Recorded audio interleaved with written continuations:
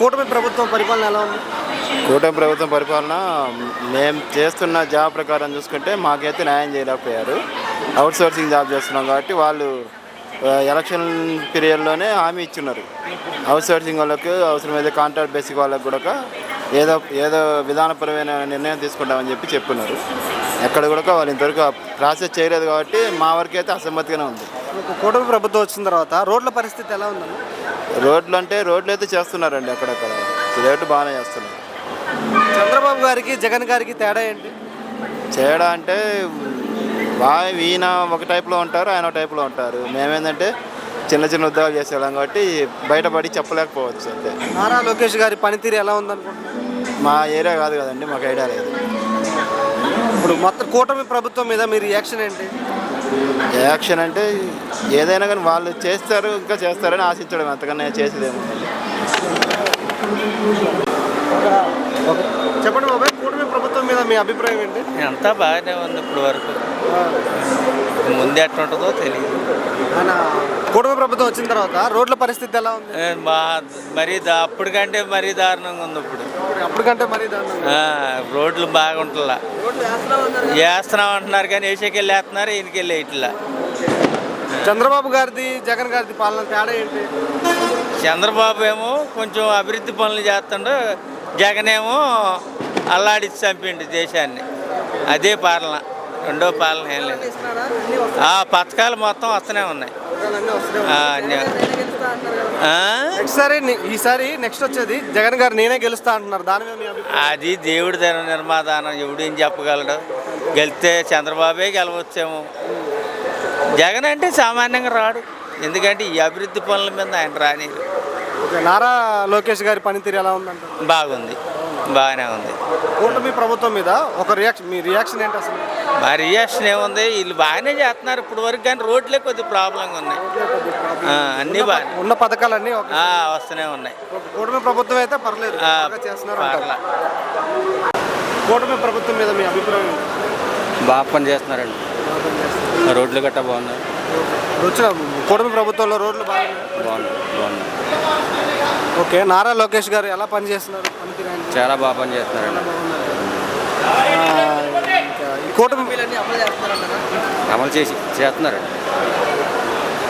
Okay, ప్రభుత్వం వచ్చాక fail అయిన తప్ప ఎలాంటి ఉపయోగం లేదన్నా దాని గురించి అది అనుకునే వాళ్ళు అనుకుంటారండి. రెండు చోట్ల నడుపుతుంది. మళ్ళీ వచ్చేది మేము ప్రభుత్వం వస్తాం, మళ్ళీ రావచ్చండి, వచ్చే అవకాశం ఉంది. డెవలప్మెంట్ బాగుందండి మెయిన్. ఓకే, అసలు కూటమి ప్రభుత్వం మీద మీ రియాక్షన్ ఏంటి? అమరావతి మీద రియాక్షన్ ఏంటి? దాని డెవలప్మెంట్? అమరావతి డెవలప్ అవుతుందండి ఇప్పుడైతే. అమరావతి డెవలప్ చేస్తారండి వీళ్ళు అయితే కంపల్సరీ. అంటే జగన్ గారు కూడా కొన్ని కాన్సెప్ట్ చెప్పారు, లేదండి, లేదు ఎక్కువ చూడవండి. కూటమి ప్రభుత్వం పరిపాలన గురించి మీ అభిప్రాయం ఏంటి? కూటమి ప్రభుత్వం పరిపాలన చాలా బాగుందండి. ఇప్పుడు మనం ఒకటి తెలుగుదేశము, జనసేన, బీజేపీ ముగ్గురు కలిసి కూటమిగా ఏర్పడి ఎలక్షన్లో పోటీ చేసి గెలిచారు కదా. ఇప్పుడైతే అంతా బాగుంది, పరిపాలన అయితే బాగానే ఉంది. అన్ని స్కీమ్స్ కానీ అన్నీ అందరికీ చేరడం కానీ అన్నీ బాగున్నాయి. లేడీస్కి వీళ్ళకి బస్సు ఇవి ఫ్రీ పెట్టడము, ఇవన్నీ కూడా బాగున్నాయండి. ఇంకా కొద్దిగా జనాలకి ఇంకా ఏ విధంగా మేలు చేయగలరు అనేది ఇంకా ఆలోచించి కొంచెం విధంగా చేస్తే నెక్స్ట్ కూడా వాళ్ళకి మళ్ళీ స్కోప్ ఉంటుంది. కూటమి ప్రభుత్వం వచ్చిన తర్వాత రోడ్ల పరిస్థితి ఎలా ఉందంటారు? రోడ్ల పరిస్థితి ఇంతకుముందు గుంతలమేమో అతలాకుతలం ఉండేదండి, ఇప్పుడు కొంచెం చాలా బాగుంది. చేస్తున్నారు, రిపేర్లు అన్నీ చేస్తున్నారు.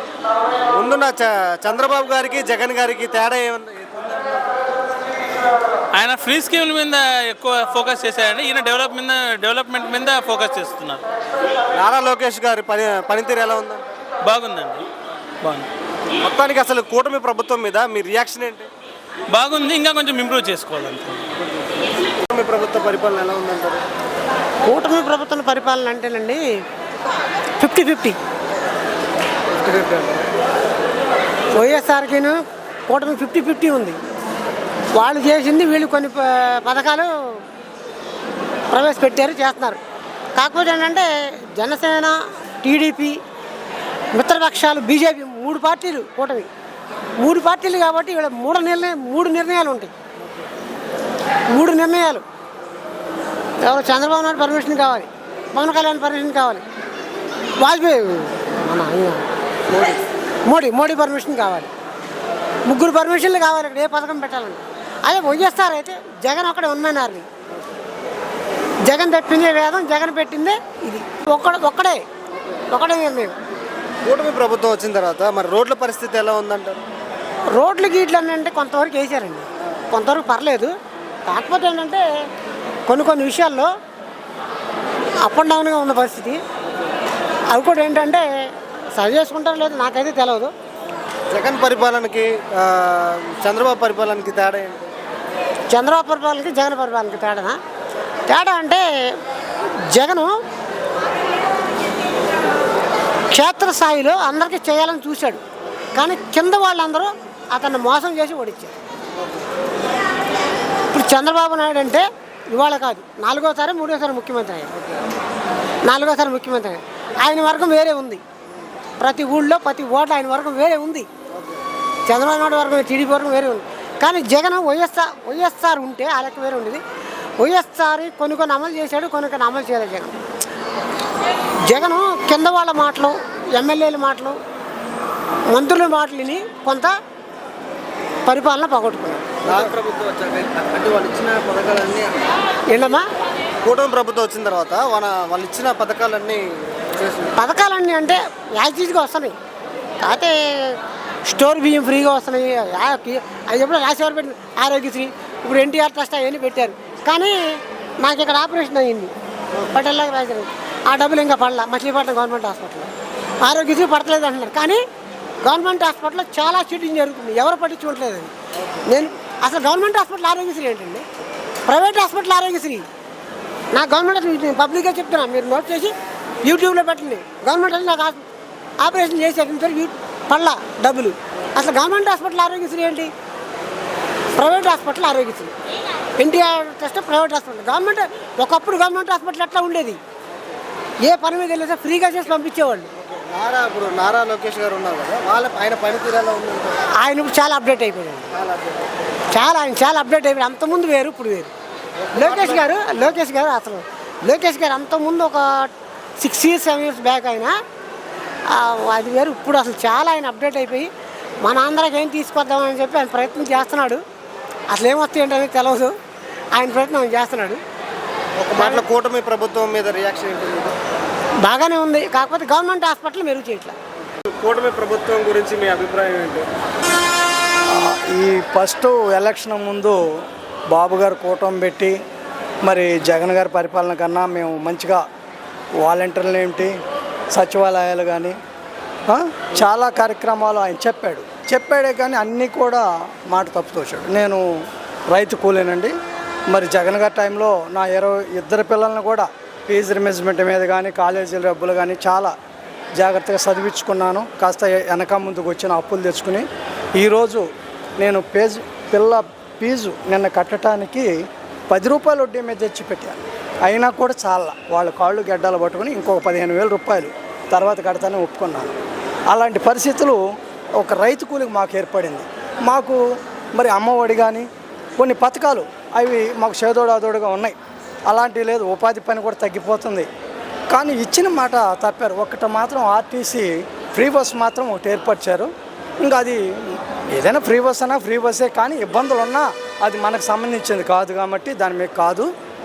ఏదేమైనా పవన్ కళ్యాణ్ గారు కూడా అప్పుడు చాలా బాగా చెప్పారు, నేనున్నాను నన్ను చూసి మీరు రండి అని. ఆయన పిలుపు మేరకు కూడా చాలామంది ఆయన అభిమానులు కావచ్చు, మార్పు ఏదైనా ఉంటుందని ముందుకు వచ్చి ఓట్లు వేసి గెలిపిస్తే సార్ మెదలకుండా ఉంటున్నారు.